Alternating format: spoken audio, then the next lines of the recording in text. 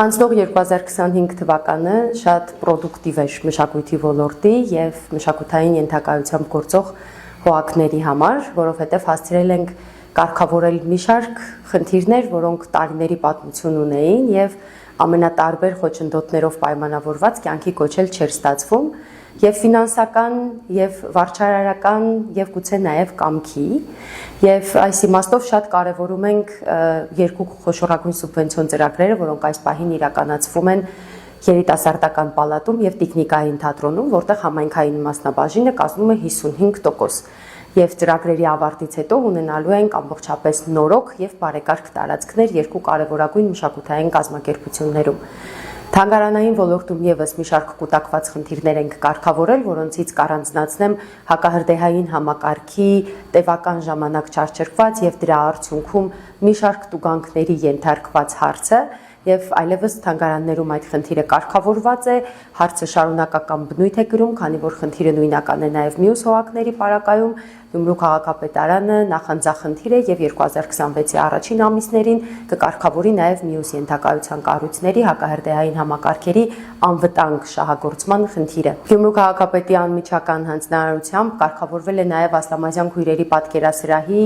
կոյուղատար համակարգի խնդիրը, որը շատ կարևոր հանգամանք էր մեզ համար։ Կարծեմ բոլոր գյումրեցիները, ովքեր գոնե մեկ անգամ անձրևոտ եղանակին անցել են Աբովյան փողոցում, իրենք էլ նկատել են այդ խնդիրը եւ փառք Աստծո այսօր կարող ենք ավելի պատշաճ պայմաններում ընդունել քաղաքի բնակիչներին եւ քաղաքի հյուրերին։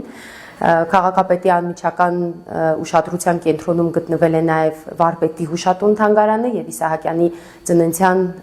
հոբելյանական միջոցառումներին ընդառաջ կարողացանք կարգավորել պատիխոնավության խնդիրը, ինչպես նաև բազրիկները եւ պատշաճ ընդունել բոլոր մեր հյուրերին։ Այս իմաստով բոլոր թանգարաններում տարվա ընթացքում նյութատեխնիկական հագեցվածության եւ առաջացած տարբեր շենքային խնդիրների համար ֆինանսական աջակցություն Գյումրու քաղաքապետարանից թանգարանները ստացել են։ Արդյունավետ էր նաեւ Գյումրու քաղաքապետարանի ենթակայությամբ գործող արվեստի եւ երաժշտական դպրոցների համար ֆինանսական հատկացումները, որովհետեւ մեզ համար շատ կարեւոր են գործիքային համալրումները, որոնք ունեցել ենք, թիվ 4 երաժշտական դպրոցի համար ձեռք ենք բերել 4 նոր թավջութակներ, որը շատ կարևոր հանգամանք է եւ կարևոր հանգամանք է ոչ միայն դպրոցի, այլև այնտեղ գործող Մանսուրյան աշակերտական նվագախմբի համար, որի կազմում ստեղծագործում եւ իրենց առաջին քայլերն են անում բեմական ասպարեզում Գյումրու բոլոր դպրոցների երեխաները։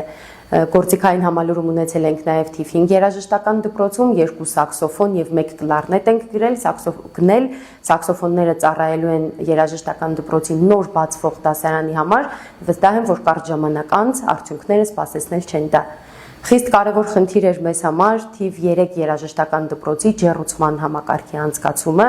այստեղ եւս քաղաքային իշխանության նախանձախնդիր մոտեցման արդյունքում, քանի որ մանկապարտեզների հետ կապված նաեւ այդ խնդիրը կար եւ պիտի կարգավորման փուլում լիներ, թեև նախագծում երաժշտական դպրոցը ներառված չէր, բայց հաշվի առնելով խնդրի կարևորությունը, ի պատիվ քաղաքային իշխանության կարողացանք կարգավորել նաեւ թիվ 3 երաժշտական դպրոցի ջեռուցման համակարգը, 3 այնտեղ հաշվետու համերգ էր եւ առաջին անգամ հանդիսականը առանց վերարկուների էր։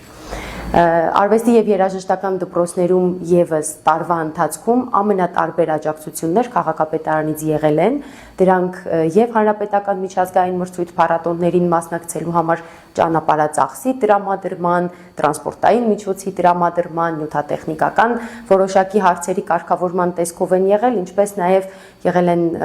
պարգևատրումներ, խրախուսումներ, այդպիսիք սպասում ենք նաեւ 2026 թվականի առաջին օրերին, երբ կամփոփենք 25 թվականի հանրապետական եւ միջազգային մրցույթ փառատոներում դափնեկիր դարձած աշակերտներին եւ նրանց ուսուցիչներին պարգևատրելու ցուցակը եւ կներկայացնենք ավականու որոշմանը։ Որքան էլ ընդունված է կարծել, որ մշակույթը նվիրումի ոլորտ է եւ այստեղ բոլոր մարդիկ աշխատում են նախ եւ առաջ անուն նվիրումի,